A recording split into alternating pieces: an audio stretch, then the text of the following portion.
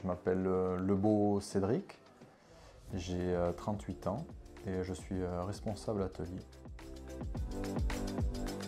Alors j'ai suivi un cursus classique, on va dire, c'est-à-dire qu'en fin de troisième, j'étais passionné par les mobylettes et tout ça, donc j'ai voulu aller dans la mécanique.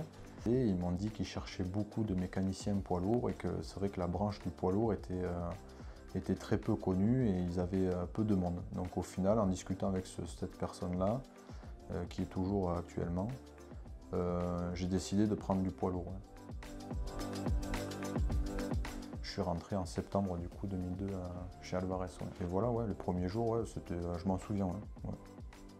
Je me souviens même du client que j'ai fait, qui est toujours un client à nous, qui a été racheté depuis.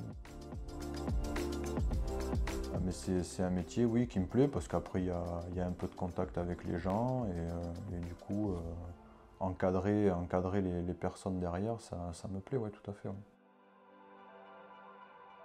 J'essaye de suivre un peu les chantiers où il y a des pannes qui sont compliquées. Et c'est vrai que la satisfaction d'arriver à résoudre une panne, que ce soit tout seul ou en groupe, qui est très satisfaisant.